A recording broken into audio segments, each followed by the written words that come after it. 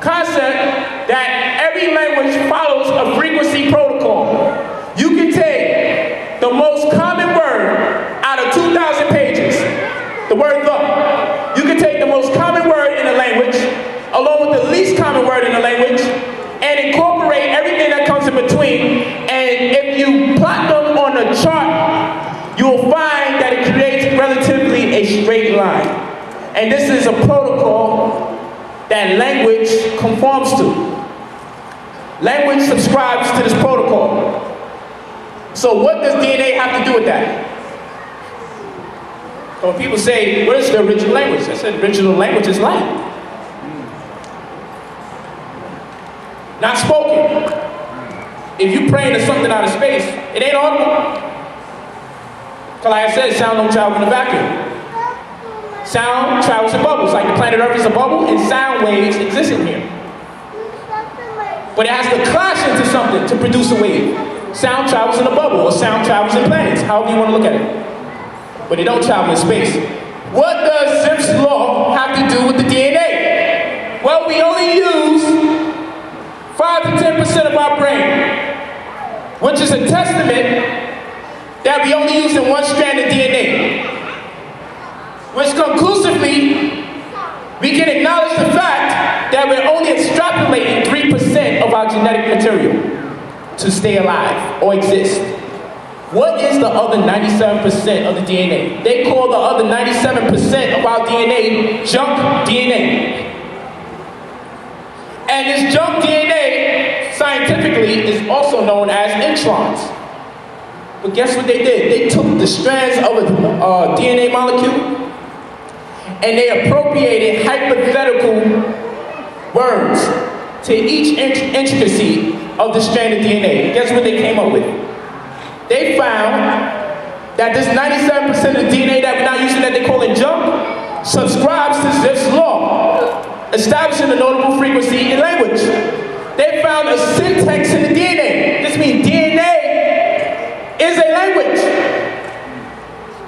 They found a syntax in DNA, which is grammatical rules and all that which is inclusive of language.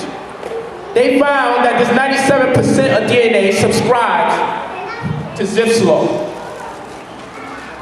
I just showed you speak into a spectrum analyzer, you find that from the tones, the frequencies take the form of that which we call the ancient glyphs or alphabet. This is called conclusively the alphabetical symmetry of light. Language exists first. That's why in the Bible, it says, in the beginning was the Word, and the Word was with God, amongst God, and the Word was made flesh. In the beginning was the DNA, the alphabetical symmetry of light. RNA transmuted into DNA and conveyed the message of life in the form of a well-made man and woman. It's called the alphabetical symmetry of light. DNA is a language. Next question we gotta ask, if DNA has a language, or if DNA is a language, who is DNA spoken to? What is DNA speaking to? And when is DNA doing it? This is why I say DNA is not being studied. DNA is studying you. DNA makes adjustments based on who you are from generation to generation. You keep walking around with those saggy pants, you're going to create a posture in your generation to come. You ain't going to escape the long giraffe next story. Women keep selling their wombs. Women keep negating the fact they have to breastfeed. The uterus will collapse. Because your body is designed to breastfeed your children so your uterus can go back into angle. Because it goes off 15 degrees in angle when you give birth to children so the child can what? Rotate to head south to be born. And when that child rotates, your womb rotates. And the way you were designed, the way your nipples get pulled on or sucked on, each time that child sucks on the nipple, the uterus starts going back. Counterclockwise, back into its original position. But if you stop breastfeeding prematurely, you're going to keep on the excess weight, and you're going to create a personal earthquake, which is when your uterus is out of line, it throws off your spinal column. And when it throws off your spinal column, you go crazy, because the electricity can't flow straight from the spine to the brain. Insanity is linked to bad posture. When her breasts tell her it's an end. Because she produces what they call colostrum fluid, which is designed exclusively for that baby. Not for nobody else's baby. It pinpoints the weaknesses and the strengths of the child and says, I'm going to lighten up on that which makes this child strong to balance it out and give them what makes them weak. So in the future they can have strong immunity, intellectual capacity, and overall good body constitution. Go ahead, brother. They just did some research with women who are stressed out during their pregnancy. Those children will generally turn into drug addicts. It's real. And again, that's the orbital frontal cortex that's used to produce babies. So this is important, but go ahead, go to the next one. We got to find out what's this connection between the heart and the brain. The above diagram is an image of the vagus nervous system. The vagus is the 10th cranial nerve that connects the brain to the visceral organs, particularly the heart. Damn. He said, damn, the children are here. Damn in Hebrew means blood. Hebrew was here before English. Damn, damn, damn. Remember, you can't be more concerned with cursed words than you are concerned with cursed languages. Go to the next one. These are very important things that we're going to be talking about. Tetrahedron, cube, isosahedron, dodecahedron, right, and octahedron. These are the 5 platonic solids that are foundation of sacred geometry. Therefore, these are the shapes that are fundamental to our existence. Everything falls under these umbrellas, one way or another. Everything, down to on a molecular level, it's going to look like this one way or another. This is the guy we want to focus on today, the tetrahedron, because he exists in our heart, in the center of your heart. The center of your heart forms a tetrahedron. You see, when we got religious, we learned about the 6-point star being a protection, a shield from the devil. Well, we wear it on our neck and people still mug us, punch us in our face. He said, I ain't feeling the protection from the devil. I've been wearing this flat star for a long time. It ain't working. Mentally, if you produce a 6-point star, it's not two-dimensionalized, it's not flat. It's called a hexahedron, which I got here as a cube. This is a 6-point star. This is the 6-point star that protects you. This represents alkalinity. When a room is alkaline, it precipitates these cubes in the corners. When you live in a project, forget it. Linear frequencies, which produce too much protons in our atmosphere, which offsets what they call free radicals. Free radicals destroy the DNA. They attack the DNA. Positive energy kills in science. Negative energy is what you want. Your body has a pH scale. pH stands for potential hydrogen. If the hydrogen is potentially negative, it is alkaline. If the hydrogen is potentially positive, it's acidic. Positivity is not what you're looking for. Trust me. You need some negativity in your life. This devil makes up, down, and down, left. Go to the next one. This is about to be wrapped up. Back at this again. I just told you inside the heart, there's a tetrahedron. Play it again, baby.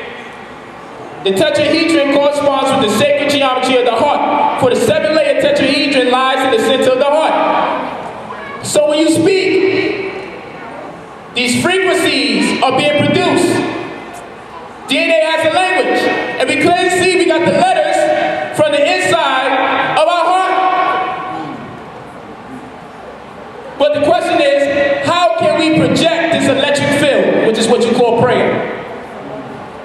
Projecting your electric field of the DNA to the cosmos upon an expedient return in the form of meditation.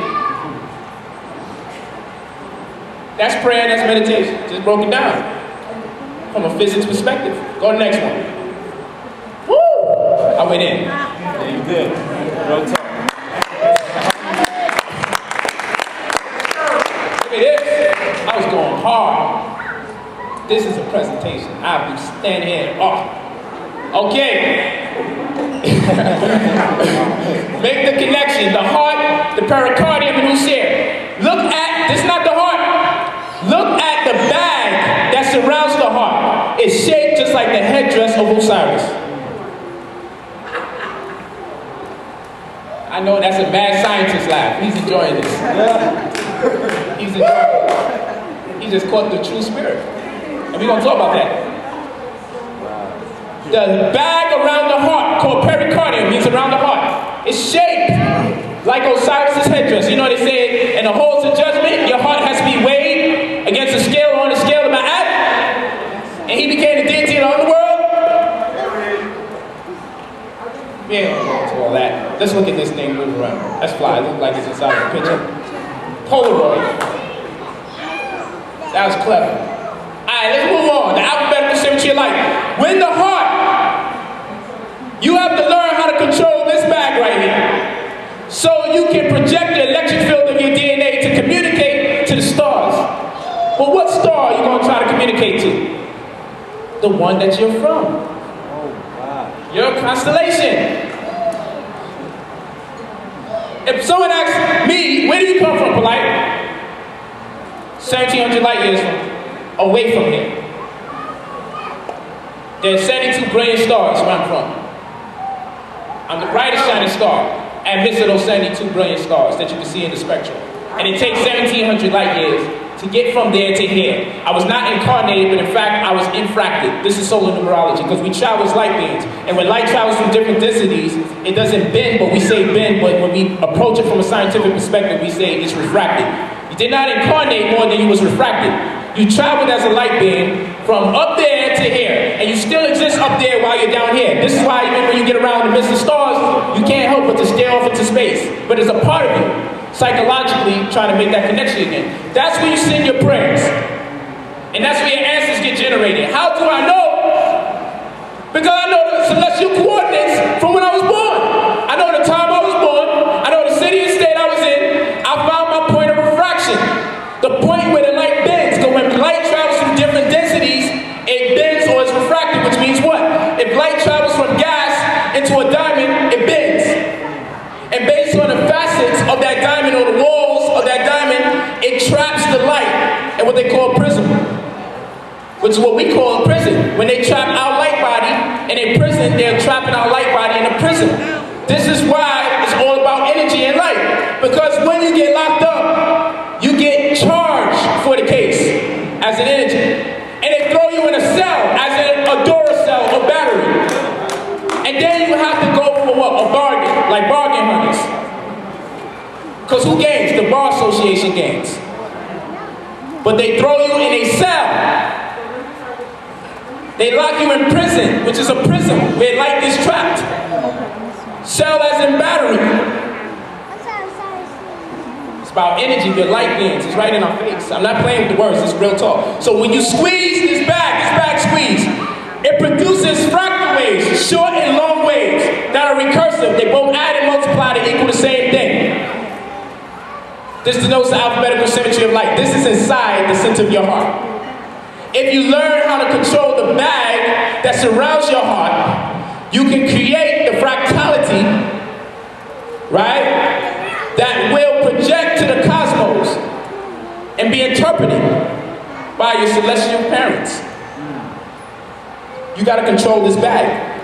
Learn how to control the bag. You know, people are weird when they can move their ears. We look at that and be like, yo, that shit is deep.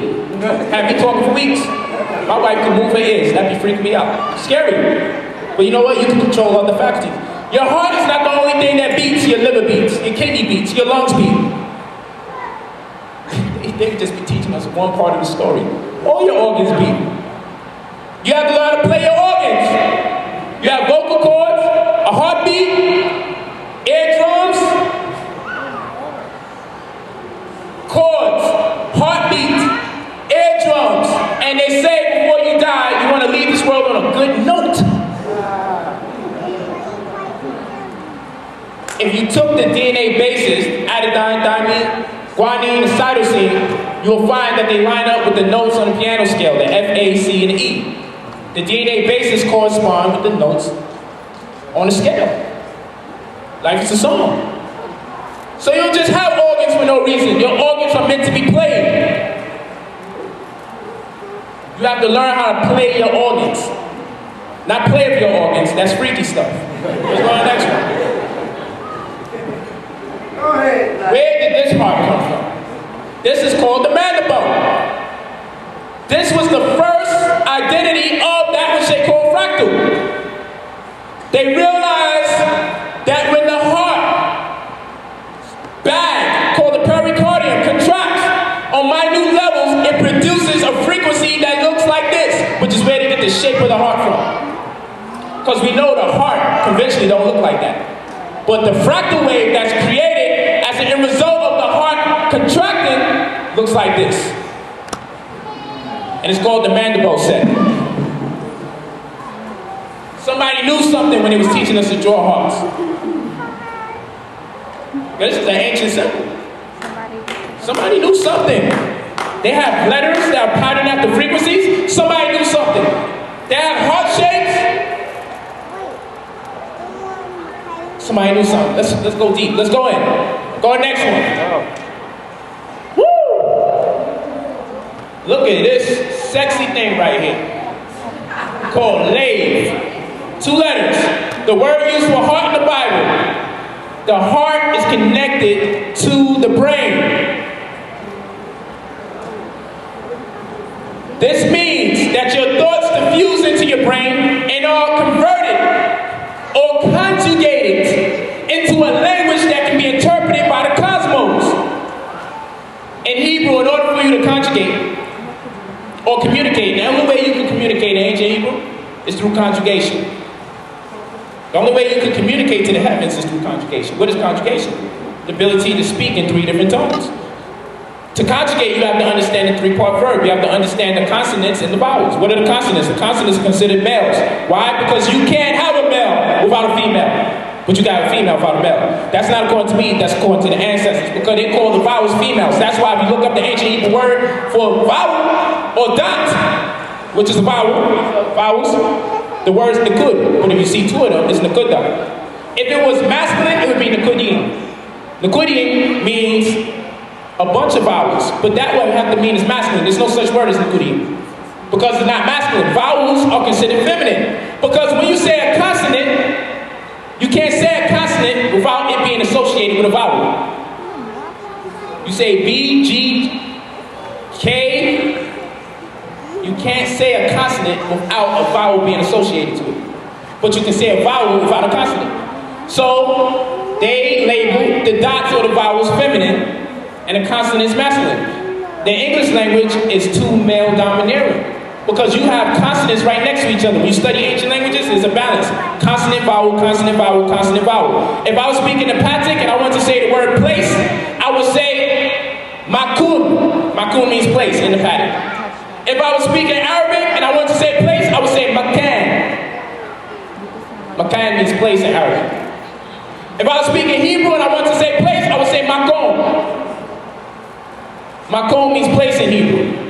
So I have makum in Nepathic, makom in Hebrew, and makan in Arabic. What didn't change? The 3-part verb, the M, the K, and the N. Is where I appropriated the vowels that changed it based on the language. Well, all those words mean place. But the place of the vowels changed in all those 3 languages. That's called conjugation. Because when you change the vowels, you keep the consonants. So long as you keep seeing those 3 consonants, like K, T, and B. If I said K, T, and B, anybody that speaks Hebrew or Arabic automatically would think Katabah, they would be thinking writing or book. Because K, T, B always denotes that in any ancient language. It's the 3-part verb. If I just mention those 3 letters in that order, anybody that speaks those languages will understand that means book, or it means write, or it means scripture. It's true. Kitab in Arabic, Katub in Nepathic. Same words. Why go here? Because the heart's connected. The heart is connected to the brain. Lamed means teacher or discipline. Bet means house. Or in, that which separates the inside from the outside. That's what a house does. it makes a distinction between the outer world and the inner world. Bet represents house, this letter here. This represents learning or communication or interpretation. The two words together become lave. And in ancient Hebrew, they don't have dictionaries. Ask yourself these two things.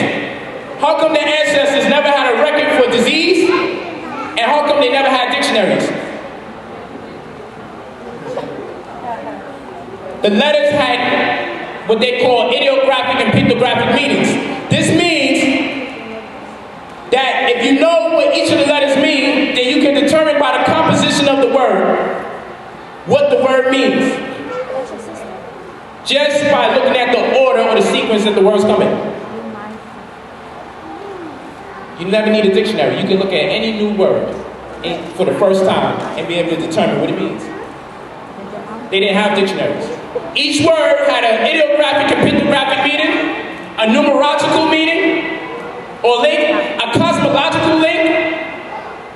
It's not like English, where we just buy an etymological dictionary and we just look up words and say, according to the Greek, brother, this is what this word means. No, it was deeper than that. They think that's etymology. No, etymology make you bust a sweat. Etymology make you add numbers up and subtract numbers.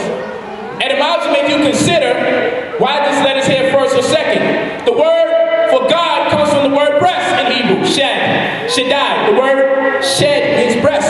It's made up of a sheen, which means teeth, and a dalet, which represents a knob or nipple. So you have teeth and nipple, the letter sheen and the letter dalet. You put them together, which is an SHD, you get shed, and that means nipple on knob or nipple on teeth. It gives you breast. So when you see shed, you know you're talking about breast. But then you come across the word for God and it's shed in you. Pardon me, that's breast. You come a word for God and you get shaddai. You say, hold on. They added one more letter. They added a yard, which means hand. Clasping hand, hold it. So now we got teeth, we got nipple, and we got a hand holding tight. And they say that word means God. Why? Because it's something you get in breast milk that only your creator can give to you and nobody else on the planet. So they understood this. So when they came to this revelation, not only did they call God after the word breast, they started building dome structures to worship the woman's breast. People understand when I'm talking. This stuff is powerful. So in Genesis 6:5 it says, and God saw that the wickedness of man was great in the earth, and that every imagination of the thoughts of his heart. I stopped there. His heart has imagination and thoughts. If you go into ancient Hebrews and you ask them, where's the heart? They'll point at their chest. But if you ask them what does heart mean, they will say consciousness. In ancient Hebrew, as well as modern Hebrew, when you do its etymology, lave means consciousness, but it denotes where the physical heart is. So therefore, heart has imagination. You can read it in context.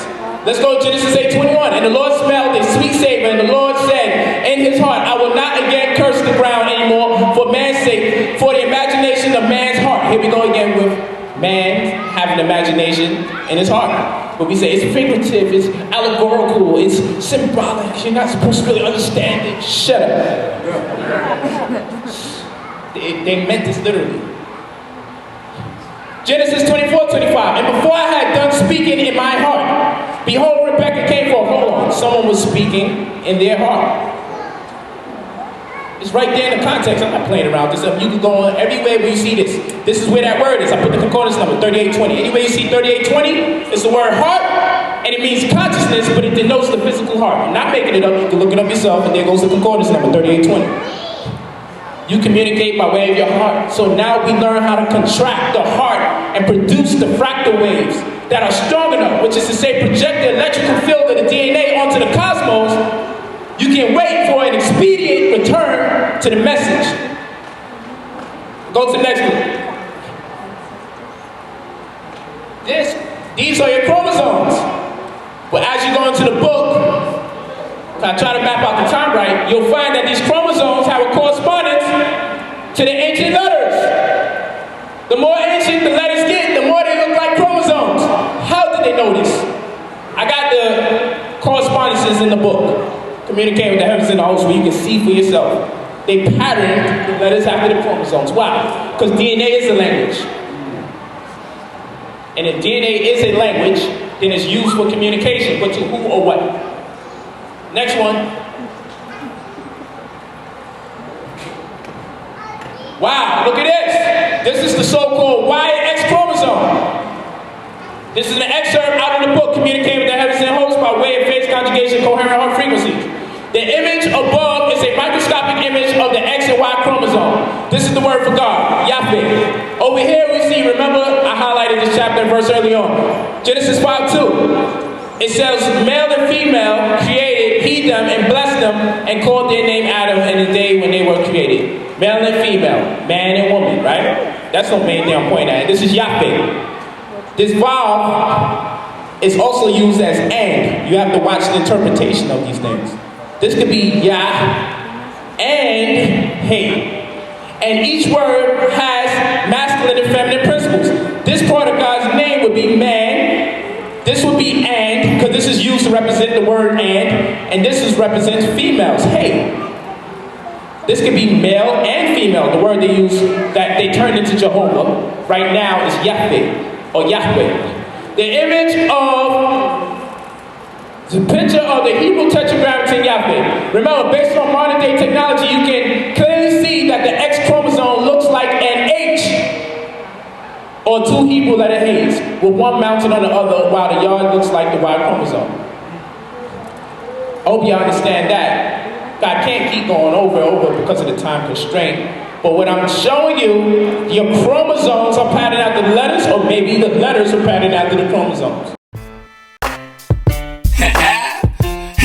Never moratore Ancora speak to me Tarumin passage no straight from the prison Yes he illa baha to me terror Ashub mahus hag He can't roar Fuga mitupa Shisha to a feed Ahune Fa to find the burr He can khazu Has he parried the burr Shabu middle to the lako nuka 08 Hayu bati kona to Hena mur Ten tabu Niswiro haruk Isha hor Fa karu hela who's panasur Siji araku Bahus wakaru Fakus aru Mera who's was a who Jamadoi you up as Buna Zor Tamus Papa Woo Sofa Yora Kunzi Sofa Kauna Kur Fanu Digi Man Nafu Kator Lia Ture Li Pazan Kasura Damu Hasan Nuka Pa Del Khabi Zenji Asawun Karungi Antu Biya Suba Usayu Antu Ganfa Suma Kusa Yui Kurita Munilani Latum Haui Musirani Hasan Nuka Zimu Fadu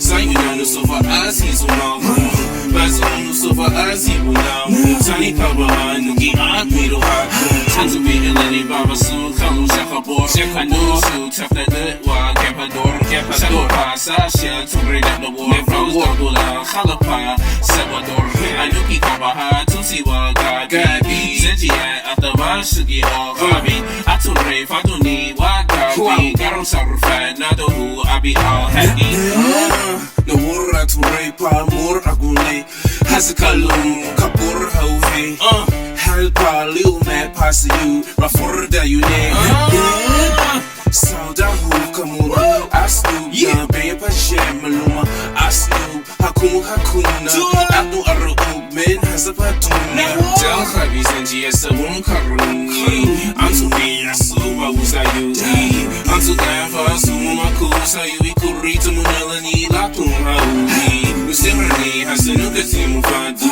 Sayunanu Sofa Aziz Umahu Bazunu Sofa Aziz Unahu Tani Kabaha Nuki Akmiru Haku Nuki Hen Nuki Hen Time and passage new